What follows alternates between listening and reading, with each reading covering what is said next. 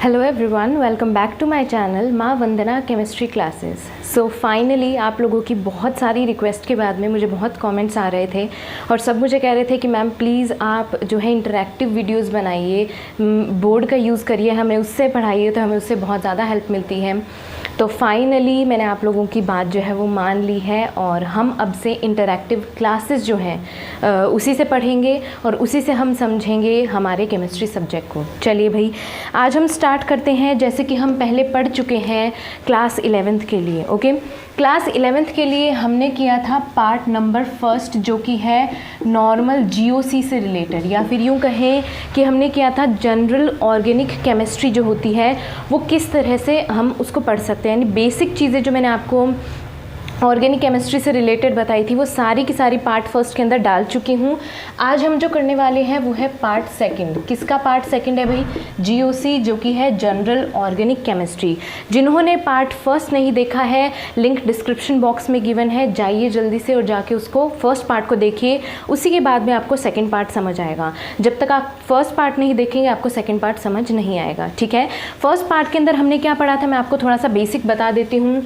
हमने कहा था कि केमिस्ट्री जो है वो स्टार्ट होती है सी से, और सी हमारा क्या है, यहाँ पे सी है हमारा कार्बन, ठीक है। कार्बन का हमें पता है, हमने इसकी स्टडी कहाँ की थी? पीरियोडिक टेबल के अंदर, ठीक है भाई। पीरियोडिक टेबल के अंदर हमने जो है कार्बन को पढ़ा था और हमने देखा था कि कार्बन ही बेसिक कंपाउंड क्यों बनाता है ऑर्गेनिक केमिस्ट्री के अंदर। क्यों बनाता है भाई? क्योंकि कार्बन के अंदर प्रॉपर्टी पाई जाती है कैटिनेशन की। कैटिनेशन का मतलब क्या होता है भाई? कैटिनेशन का मतलब होता है चेन बनाने की प्रॉपर्टी। यानी कि कार्बन जो है पीरियोडिक टेबल के अंदर एक ऐसा एलिमेंट है जिसकी प्रॉपर्टी होती है चेन बनाने की। यानी कि हमने कहा था कि कार्बन जो है वो 4 यानी टेट्रावेलेंट होता है। टेट्रावेलेंट क्यों?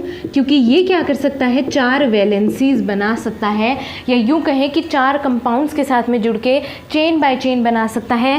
साथ ही साथ में ये सेल्फ कॉम्बिनेशन वाला एलिमेंट भी होता है। सेल्फ कॉम्बिनेशन का मतलब क्या होता है भाई? सेल्फ कॉम्बिनेशन का मतलब होता है कार्बन खुद ही के साथ में जुड़ सकता है और कंप्लीट चेन बना सकता है। ये हमने देखा था उसके अंदर। फिर हमने देखा था कि कार्बन जैसे जैसे आगे से आगे जुड़ता जाता है, जैसे जैसे आगे से आगे जुड़ता है, इसकी हाइब्रिडाइजेशन चेंज होती है, ठीक है भाई। हाइब्रिडाइजेशन चेंज होती है, इसका मतलब क्या है कि कार्बन जो है sp3 हाइब्रिडाइज भी होगा, sp2 भी होगा, sp हाइब्रिडाइज भी होगा। वो डिपेंड करेगा कि ये कितने हाइड्रोजन्स के साथ में जुड़ रहा है, ठीक है भाई। चलिए, अब बाद में जो हमने चीज़ देखी थी वो ये थी कि हाइब्रिडाइजेशन जो है वो कितने तरह का होता है? 3 तरीके का है। और आपको हाइब्रिडाइजेशन निकालने की मैं एक ट्रिक भी बता देती हूँ जो सिर्फ और सिर्फ अप्लाई किसके लिए होगी? कार्बन के लिए अप्लाई होगी। चलिए भाई, कार्बन जो है क्या है? sp3, sp2 और sp हाइब्रिडाइज होगा। और हमें पता है कि जो वैलेंसीज होती, हमें पता है जो बॉन्डिंग है वो कितने तरीके की होती है? 3 तरीके की। कौन सी? सिंगल बॉन्ड होती है, डबल बॉन्ड होती है, और कौन सी होती है? ट्रिपल बॉन्ड होती है। सिंगल बॉन्ड, डबल बॉन्ड और होती है ट्रिपल बॉन्ड। चलिए भाई, अब ज़रा एक बार यहाँ पे नज़र डालिए। ये हमने देख लिया इसकी कैटिनेशन की प्रॉपर्टी होती है, यूँ कहें कि ये चेन बना सकता है। अब मेन चीज़ आती है कि कार्बन कब sp3 हाइब्रिडाइज होगा, कब sp2 हाइब्रिडाइज होगा और कब sp हाइब्रिडाइज होगा। ये हमें आपको एक ट्रिक से समझाना है, लेकिन ये ट्रिक अप्लाई होगी सिर्फ और सिर्फ कार्बन के लिए। चलिए आइए देखिए, अगर कार्बन जो है इस तरीके से 4 बॉन्ड बना के जुड़ा हुआ है और चारों के चारों बॉन्ड है सिंगल बॉन्ड, ठीक है। यहाँ पे कुछ भी हो सकता है, यहाँ पे हाइड्रोजन भी हो सकता है, यहाँ पे R डैश, R डैश का मतलब कि इस कार्बन से कुछ अलग हो सकता है, ठीक है। यहाँ पे R डबल डैश हो सकता है, यहाँ पे कार्बन हो सकता है, ठीक है, कुछ भी हो सकता है। अब बात करते हैं इस वाले कार्बन की जिसकी हमें हाइब्रिडाइजेशन निकालनी होती है। उस कार्बन के अराउंड सिंगल बॉन्ड देखे जाते हैं। कितने हैं? कौन से बॉन्ड देखे जाते हैं? सिंगल बॉन्ड, या फिर यूँ कहें कि उसके अराउंड देखे जाते हैं सिग्मा बॉन्ड कितने बन रहे हैं, ठीक है भाई। आइए अब देखिए इसके अराउंड कितने बन रहे हैं? 1 2 3 और 4 बन रहे हैं। जितने भी सिग्मा बॉन्ड बन रहे हों उससे -1 कर दीजिए, वो आ जाएगा 3। ठीक है, यहाँ पे 4 बन रहे हैं, हमने -1 कर दिया, जैसे हमने -1 किया यहाँ पे बच गए हैं 3। अब ये 3 क्या है, हम बना देंगे इसे sp3, यानी ये जो 3 है इसको हम ले आए हैं यहाँ पे। समझ आई ये चीज़ आपको? इसी तरीके से बात करते हैं एक और कंडीशन की। फॉर एग्जांपल ये है कार्बन, इसके साथ में डबल बॉन्ड से यहाँ जुड़ा है दूसरा कार्बन, यहाँ पे हम मान लेते हैं हाइड्रोजन है। ठीक है भाई, 1 2 3 4, चारों के चारों इसकी जो बॉन्ड्स हैं वो क्या है, कंप्लीट हो चुकी हैं। अब यहाँ पे सिग्मा बॉन्ड कितने हैं, हमें सबसे पहले यही काउंट करना है कि इस वाले एग्जाम्पल के अंदर सिग्मा बॉन्ड कितने हैं। तो इसमें सिग्मा कितनी है, 1 2 और 3।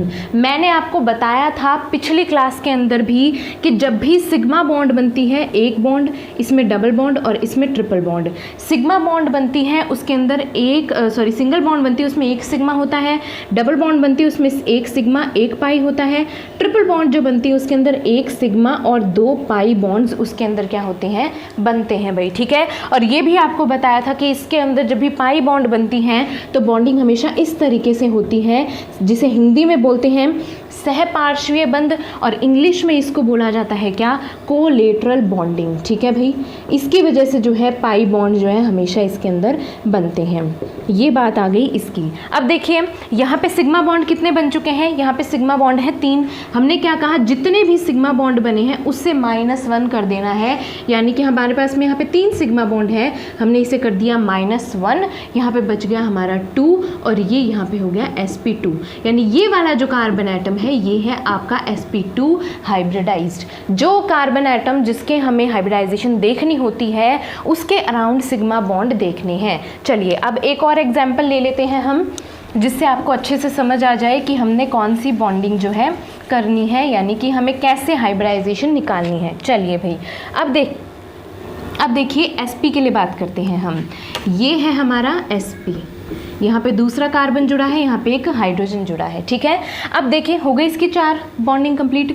ट्रिपल बॉन्ड है, यहाँ पे सिग्मा कितने होंगे, यहाँ पे 1 सिग्मा होगा, 1 सिग्मा होगा यहाँ पे। ठीक है भाई, चलिए अब देखिए हमने फॉर्मूला क्या निकाला था, जितने सिग्मा बॉन्डिंग प्रेजेंट है उससे -1 कर देना है, यहाँ पे आ गया बराबर 1 आ गया, और ये बन गई हमारी sp, यानी ये वाला जो हमारा कार्बन है ये कौन सा है, sp हाइब्रिडाइज्ड। यहाँ पे ये वाला जो कार्बन था ये sp3 हाइब्रिडाइज था, ये वाला जो कार्बन है यहाँ पे ये sp2 हाइब्रिडाइज है। ये है बिल्कुल सिंपल तरीका आपके लिए सिंगल बॉन्ड के थ्रू पता लगाने के लिए कि कितने जो है इसके अंदर बॉन्ड सिग्मा बॉन्ड प्रेजेंट है और इस कार्बन की या कौन से भी कार्बन की हाइब्रिडाइजेशन क्या होगी। लेकिन ध्यान रखिएगा, नोट ये है आपके लिए इसके अंदर, this trick is applicable only for carbon। ठीक है, ये सिर्फ और सिर्फ कार्बन के लिए ही एप्लीकेबल है, यानी अगर आप इसकी जगह पे, कार्बन की जगह पे कोई दूसरा अगर कंपाउंड ले लेंगे, फॉर एग्जांपल आपने यहाँ सल्फर ले लिया, ठीक है, तो उसके लिए एप्लीकेबल नहीं होगा। क्यों? क्योंकि उनके अंदर कार्बन की जितनी कैटिनेशन प्रॉपर्टी नहीं पाई जाती है। समझ आ गई भाई ये चीज़? ये है आपके लिए बेसिक चीज़ जो कि हमने पिछली वीडियो में भी देखी थी। इसमें आपको एक नई ट्रिक बता दी गई है। ठीक है, अब आपको मैं एक छोटा सा एग्जाम्पल दे देती हूँ, उससे आपको बताना है कि इसके कितने सिग्मा बॉन्ड है, कितने पाई बॉन्ड है। बेसिक सी चीज़ है, वैसे तो ये आपको बिल्कुल इजीली समझ आ जाएगी और आप इसे कर भी सकते हैं। और एक चीज़ और आपको मैं एक्सप्लेन करना चाहूँगी कि जब भी आप ये वीडियोस देखें तो पहले इस वीडियो को देखें, उसके बाद में आपकी जो NCERT की बुक है, जो भी रिस्पेक्टिव बुक आप यूज़ कर रहे हैं अपनी स्टडी के लिए, उसको बाद में उठाइएगा। यानी पहले आप वीडियो को देखिएगा, वीडियो को देखने के बाद में उस बुक को लीजिएगा, जिससे आप रिस्पेक्टिव बुक से, जो भी बुक से आप पढ़ रहे हैं, पहले NCERT को प्रेफर करिएगा। ठीक है, चलिए भाई, अब देखिए हम पढ़ते हैं बेसिक कैरेक्टरिस्टिक्स के अंदर। आपको कुछ एग्जाम्पल देती हूँ, कुछ एग्जाम्पल्स के अंदर आपको बताती हूँ सिग्मा बॉन्ड और पाई बॉन्ड जो है वो किस तरीके से कौन से कंपाउंड में कितनी प्रेजेंट होती है। फॉर एग्जाम्पल फर्स्ट हमारा एक कंपाउंड है, ठीक है, फर्स्ट हमने लिया है, यहाँ पे हो गया। एक चीज़ और, आपको बहुत सी चीज़ों के अंदर इस तरीके से लिखा हुआ मिला रहता है, इस तरीके से, ठीक है। अगर यहाँ पे R डैश या R कुछ लिखा रहता है तो समझिएगा कि यहाँ पे दूसरा कंपाउंड है। अगर यहाँ पे कुछ भी नहीं लिखा है तो मतलब यहाँ पे हमेशा हाइड्रोजन को ही रिप्रेजेंट किया जाता है, ठीक है भाई। चलिए अब आ जाइए यहाँ पे CH3, ओके, CH3, यहाँ करते हैं CH2, ये हो गया CH2 डबल बॉन्ड, फिर ये हो गया CH2, फिर ये हो गया CH3, ठीक है भाई। अब आपको बताना है कि इसके अंदर सिग्मा बॉन्ड कितनी है और पाई बॉन्ड कितनी है, ठीक है।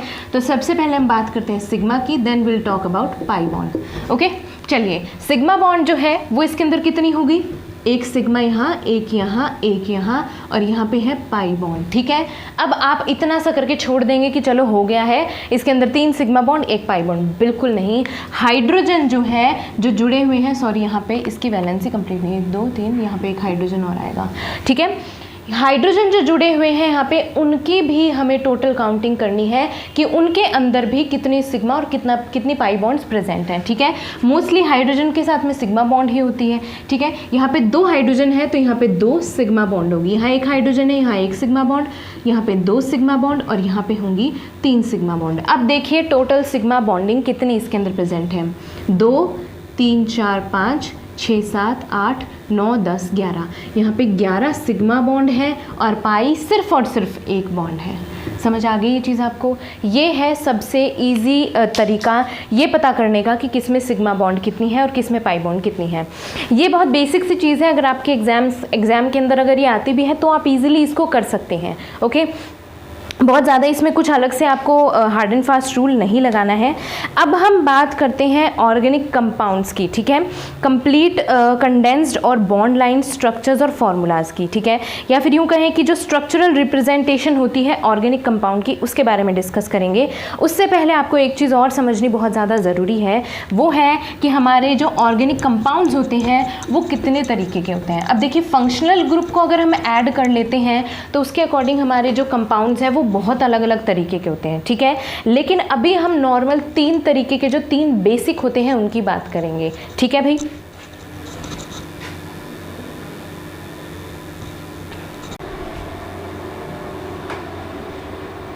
हाँ जी, सो हमने अब जो 3 बेसिक टाइप के जो पढ़ने हैं, 3 बेसिक टाइप के आपको जो ग्रुप्स बताने हैं वो आपने पहले ही पढ़े हुए हैं, ठीक है। एल्कीन, एल्केन, या फिर यूँ कहें कि नॉर्मल बेसिक इथीन इथेन में आप उसको समझते हैं, ठीक है। एल्केन, एल्कीन और एल्काइन में चलिए सबसे पहले हम डिस्कस करते हैं एल्केन को, ठीक है। एल्केन, चलिए भाई, एल्केन जो होते हैं उनको पहले तो इनकी जो स्टार्टिंग जब हुई थी, इनकी स्टार्टिंग हुई थी सैचुरेटेड और अनसैचुरेटेड कंपाउंड से। हिंदी मीडियम वाले जो हैं बिल्कुल परेशान मत होइएगा, दोनों लैंग्वेजेस यूज़ कर रही हूँ। सैचुरेटेड और अनसैचुरेटेड कंपाउंड जिसे बोलते हैं संतृप्त और असंतृप्त यौगिक, ठीक है, उसके बेसिस पे स्टार्ट किया गया था। सबसे पहले सैचुरेटेड के अंदर लिया गया था एल्केन्स को, ओके, और अनसैचुरेटेड जो थे उसके अंदर लिया गया था एल्कीन्स और एल्काइन को, यानी संतृप्त में लिया गया था एल्केन्स को और असंतृप्त में लिया गया था एल्कीन्स और एल्काइंस को, ठीक है। अब देखिए एल्केन जो है इसके अंदर कौन से कंपाउंड आते हैं जिनके अंदर क्या प्रेजेंट हो भाई, सिंगल बॉन्ड जिनके अंदर प्रेजेंट हो। हमें पता है इनका जो जनरल फार्मूला है, जिस भी जनरल फार्मूले से इनके कंपाउंड्स को बनाया जाता है वो होता है CnH2n+2, ठीक है भाई। ये जो बात है ये भी आपको बताएंगे अभी क्या है। अभी सिर्फ इतना ध्यान रखिए एल्केन के अंदर कौन से कंपाउंड्स आएंगे जिनके अंदर कौन सी बॉन्ड हो भाई, सिंगल बॉन्ड हो। अब बात करते हैं हम सेकंड जो है वो है एल्कीन की, ठीक है। एल्कीन की बात करते हैं। एल्कीन वो कंपाउंड होंगे जिनके अंदर डबल बॉन्ड होगी। अब डबल बॉन्ड का मतलब ये नहीं कि सिर्फ डबल बॉन्ड होगी, उनमें सिर्फ डबल बॉन्ड भी हो सकती है प्लस उनके अंदर सिंगल बॉन्ड भी हो सकती है, ठीक है भाई। अब देखिए इसके अंदर क्या है, मेनली इसके अंदर नई चीज़ क्या इंक्लूड होगी, नई चीज़ जो इसके अंदर इंक्लूड होगी वो होगी कि इनके अंदर डबल बॉन्ड प्रेजेंट होती है। इनका जो जनरल फार्मूला होता है वो होता है CnH2n। समझ आ गई भाई चीज़। अब बात करते हैं थर्ड वाले की जो कि है हमारा एल्काइन। एल्काइन के अंदर क्या है भाई, ट्रिपल बॉन्ड प्रेजेंट होंगी। अब देखिए ट्रिपल बॉन्ड जो प्रेजेंट होगी उसके साथ में डबल भी हो सकती है और सिंगल बॉन्ड भी प्रेजेंट हो सकती है। जो मेन कैरेक्टर इसके अंदर इंक्लूड हुआ है वो ये है कि इसके अंदर ट्रिपल बॉन्ड प्रेजेंट होगी, ठीक है। और इसका जो जनरल फॉर्मूला है वो होगा CnH2n-2। समझ आ गई भाई ये चीज़। ये है बेसिक 3 चीज़ें। अब फंक्शनल ग्रुप के मतलब जो फंक्शनल ग्रुप इंक्लूड होंगे और उन फंक्शनल ग्रुप के बेसिस पे जो आपके डिवीजन किए गए हैं वो सब आगे आएंगे, ठीक है। उसके लिए आपको बिल्कुल परेशान होने की ज़रूरत नहीं है। ये GOC जो है हमारी जनरल ऑर्गेनिक केमिस्ट्री, इसके अंदर हम A to Z सब चीज़ पढ़ेंगे। सारा बेसिक जो आपका ऑर्गेनिक केमिस्ट्री का कंप्लीट हो जाएगा। एक चीज़ और बता दूं आपको, जो आपको कहीं भी पढ़ने नहीं मिलेगी, वो है कि मैं आपको रिएक्शंस बताऊंगी किस तरीके से करते हैं। हमारी सबसे बड़ी प्रॉब्लम यही होती है कि हम ऑर्गेनिक केमिस्ट्री के अंदर रिएक्शंस नहीं कर पाते हैं, ठीक है, कि ये रिएक्शन जो है वो कैसे होगी, ये कंप्लीट करने के बाद में इसका प्रोडक्ट क्या बनेगा। वो सारी की सारी ट्रिक मैं आपको मेरी GOC जो जनरल ऑर्गेनिक केमिस्ट्री है उसके अंदर बताऊंगी कि किस तरीके से ट्रिक के थ्रू आप कर सकते हैं ऑर्गेनिक की जो रिएक्शंस हैं उनको कंप्लीट, ठीक है। जो आपकी ट्रिक्स रहेंगी उसके थ्रू आपको अच्छे से रिएक्शंस बन जाएंगी, ठीक है। वो मैं आपको बताऊंगी, लेकिन उसके लिए जुड़े रहिएगा GOC से हमारी। चलिए अब देखिए एल्केन के अंदर CnH2n+2 के अकॉर्डिंग अगर हम इसका फॉर्मूला बनाते हैं तो वो किस तरीके से बनता है, ठीक है। तो सबसे पहले फॉर एग्जांपल हम कोई भी एग्जांपल ले लेते हैं। फॉर एग्जांपल हमने ले लिया कार्बन 4 का हमें कोई कंपाउंड बनाना है, तो कार्बन 4 का कंपाउंड कैसे बनेगा, वो बनेगा कैसे। अगर आपसे एल्केन पूछा है, आपसे एल्कीन पूछा है और आपसे एल्काइन पूछा है तो उस अकॉर्डिंग बनेगा वो। चलिए भाई हम पहले बनाना शुरू करते हैं। कोशिश करिए आप भी मेरे साथ कि वो किस तरीके से बनेगा। फॉर एग्जांपल कार्बन 4 है, ठीक है। अब कार्बन 4 है तो यहाँ पे N जो है, यानी हमारी N की जो वैल्यू है वो हमें 4 ही प्लेस करनी है, ठीक है। चलिए आ जाइए। अब देखिए यहाँ पे C4 हो गया, ठीक है। H248, ठीक है। 2 × 4 यानी 2 × 4 + 2 इस तरीके से बनेगा। तो इसका फॉर्मूला क्या होगा, C4 248 8 × 2 10, ये हो गया C4H10। अब देखिए बना के देखते हैं कि इसमें कार्बन जो है हाइड्रोजन जो है वो कार्बन से कंप्लीट है क्या। 1 2 3 और 4, तो ये 1 2 3 4 5 6 7 8 9 10, ये बन गए हमारे 10 हाइड्रोजन। अगर आपको फिर भी कन्फ्यूजन होता है तो मैं यहाँ पे रिप्रेजेंट करके दिखा दिया करूँगी आपको हाइड्रोजन, जिससे आपको बिल्कुल भी कन्फ्यूजन नहीं हो कि हमने कौन सा किस तरीके से बना के बताया है, ठीक है भाई।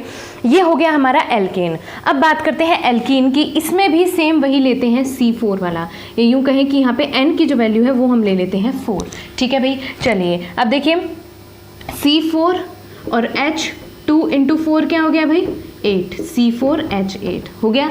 अब इसके अंदर हम देखते हैं कि डबल बॉन्ड कहीं आ रहा है कि नहीं आ रहा।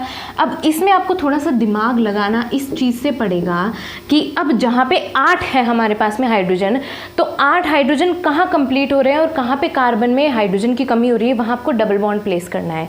कैसे, आ जाइए बताती हूँ। यहाँ पे 1 2 3, ये 3 कार्बन के पास, ये 3 हाइड्रोजन जो है कार्बन के पास, तो आपको पूरे बनाने ही पड़ेंगे। क्यों, क्योंकि इनके आसपास कोई और दूसरा कार्बन नहीं है जिससे इनकी डबल बॉन्ड हम बना सकें, ठीक है भाई। चलिए अब 8 हाइड्रोजन में से 6 लग गए हैं, हमारे पास बचे कितने हैं, सिर्फ 2 बचे हैं। उन 2 को एक हाइड्रोजन यहाँ लगा देते हैं, एक हाइड्रोजन यहाँ लगा देते हैं, ठीक है।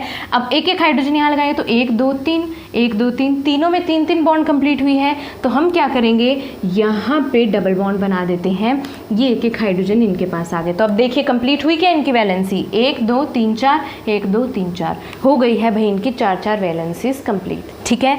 अब बात करते हैं एल्काइन की। एल्काइन के अंदर आ जाइए, C4 लेते हैं, यानी कि N = 4 ले लेते हैं। तो इसके अंदर किस तरीके से हम एल्काइन बना सकते हैं। चलिए C4 ले लिया है हमने, C4 and 2 × 4 8 -2 C4H8 2 4 8 8 - 2 6। समझ आ गई ये चीज़। अब आइए इसके ऊपर, ये थोड़ा सा और इससे भी थोड़ा सा डिफरेंट है, बहुत इजी है, आपको बहुत ज़्यादा परेशान होने की ज़रूरत नहीं है, इजीली आपको समझ आएगा। पहले क्या करना है, डबल बॉन्ड ट्रिपल बॉन्ड या सिंगल बॉन्ड जो भी दिया हो, आपको जो ये लास्ट वाले कार्बन है इनके तीनों हाइड्रोजन यहाँ पे इस तरीके से कंप्लीट कर देने हैं, ठीक है। यहाँ पे हमने बना दिए हैं 6 हाइड्रोजन। अब पहले वाले में तो 8 थे, तो 3 बना दिए, तो इसके अंदर 2 तो बचे थे, इसमें तो 6 ही थे भाई, 6 हमने कंप्लीट कर दिए। अब इसके अंदर 6 कंप्लीट करने के बाद में हम यहाँ पे कहाँ बनाए, ट्रिपल बॉन्ड कहाँ बनाए हम, ठीक है। तो उसके लिए आपको क्या करना है, यहाँ पे इन दोनों कार्बन की वैलेंसीज कंप्लीट नहीं है, बाकी इनकी तो कंप्लीट ही है, तो हम क्या करेंगे, यहाँ पे ट्रिपल बॉन्ड बनाएंगे। यहाँ ट्रिपल बॉन्ड बनी तो ये क्या हो गया, 1 2 3 और 4, इस कार्बन की वैलेंसी कंप्लीट, यहाँ पे 1 2 3 और 4, इस कार्बन की वैलेंसी कंप्लीट, यानी दोनों की वैलेंसीज कंप्लीट हो गई है और यहाँ पे इन दोनों के पास में 4 हाइड्रोजन हो ही गए हैं। ठीक है, ये थी आपका बेसिक तरीका किस तरीके से आपको बनाने हैं एल्केन, एल्कीन और एल्काइंस। ठीक है, अब आपके नेक्स्ट जो चीज़ आती है वो आती है कि आपको जो कंपाउंड्स गिवन होते हैं उनको नॉर्मल की स्ट्रक्चर से रिप्रेजेंट किया रहता है, वो आपको जानने की बहुत ज़्यादा ज़रूरत है। क्यों ज़रूरत है भाई, क्योंकि आपके इसके अंदर जो है एनसीईआरटी में बताया गया है कि बहुत बार कंपाउंड्स को उनके बेसिक फॉर्म में लिखा रहता है। बेसिक फॉर्म में किस तरीके से लिखा रहता है भाई, मैं अभी जो बीच बीच में आपको देख रही हूँ ना, बीच बीच में ये जो जा रही हूँ उस तरफ, वो आपकी बुक है, उस बुक के थ्रू आपके कंपाउंड्स के जो भी इसके केमिस्ट्री के जो भी ऑर्गेनिक के टॉपिक्स हैं वो सब देख लेते हैं, तो आपके टॉपिक वाइज हो जाए, तो आपको बार बार इधर उधर भटकने की ज़रूरत नहीं पड़ेगी बुक के अंदर कि पता नहीं ये मैम ने हमें कहाँ से करवा दिया है। ठीक है, टॉपिक वाइज टॉपिक चलेंगे तो आपको समझना भी ईजी रहेगा और आप ईजिली उसको अपना जल्दी से जल्दी यहाँ से पढ़ के और फिर उसके बाद में अपनी बुक से देख सकते हैं। चलिए, अब बहुत बार क्या होता है, आपको एग्जाम के अंदर क्वेश्चंस आते हैं इस तरीके से, जैसे कि आपको क्वेश्चन आया है क्वेश्चन फर्स्ट। ठीक है, इसके अंदर आपको दे रखा है कोई कंपाउंड है, उसको इस तरीके से आपको दे रखा है।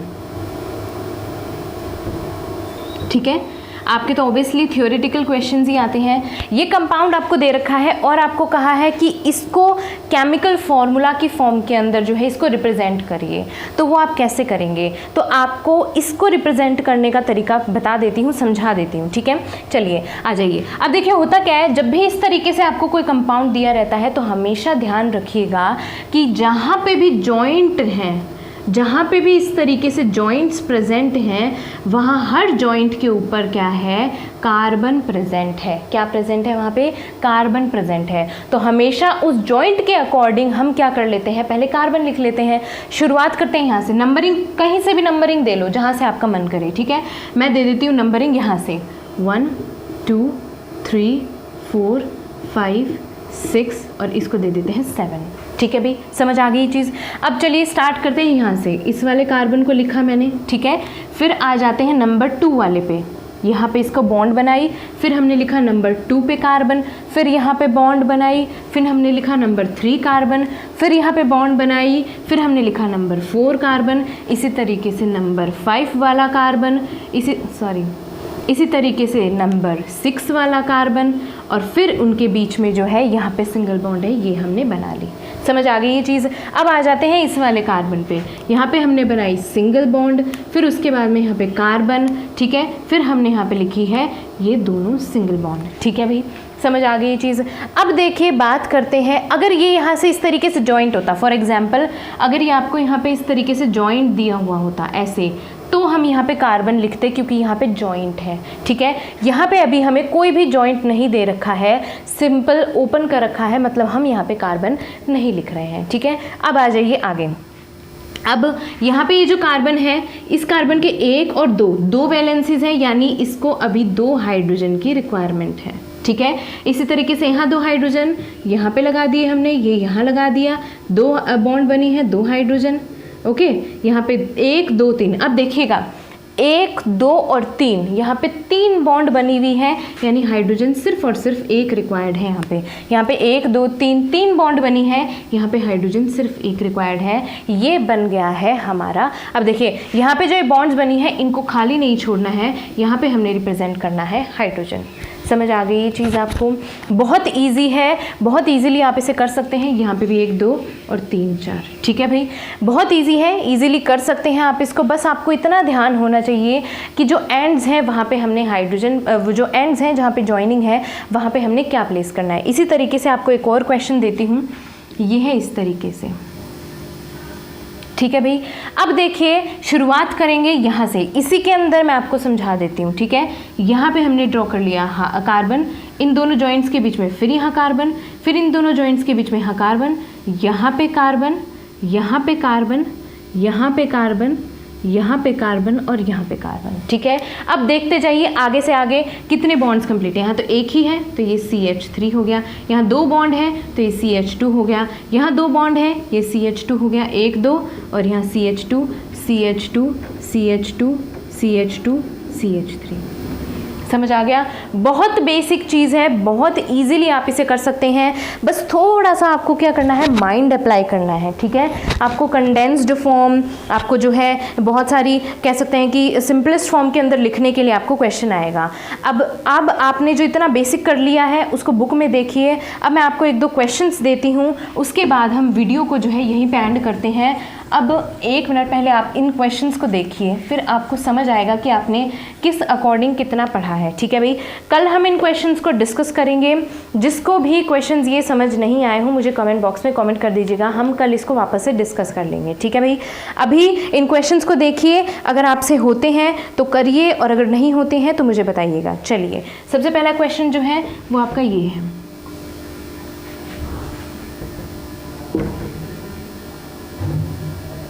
ठीक है। सेकंड क्वेश्चन जो है वो आपका ये है,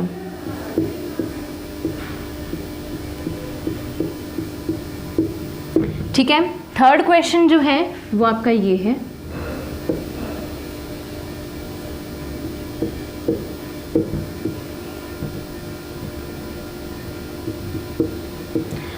और फोर्थ क्वेश्चन जो है वो आपका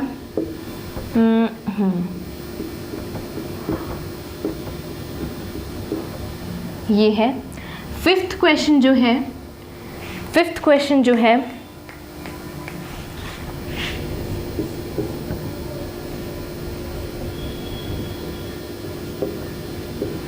वो कुछ इस तरीके से है। चलिए भाई, ये 5 क्वेश्चन आपको दिए हैं मैंने, पांचों के पांचों क्वेश्चन जो है आप ट्राई कीजिएगा। अगर आपको समझ आते हैं तो इसे नोट डाउन कर लीजिएगा, अगर आपको समझ नहीं आते हैं तो मुझे कमेंट बॉक्स में कमेंट करके बताइएगा। और ये हमारी फर्स्ट क्लास जो थी क्लास 11th के स्टूडेंट्स के लिए इंटरैक्टिव क्लासेस में थी। अगर वीडियो पसंद आई है तो वीडियो को लाइक ज़रूर करिएगा। जो भी चैनल पर न्यू है प्लीज़ चैनल को सब्सक्राइब कर लीजिएगा। मिलते हैं नेक्स्ट वीडियो के अंदर। Till then take care, bye bye.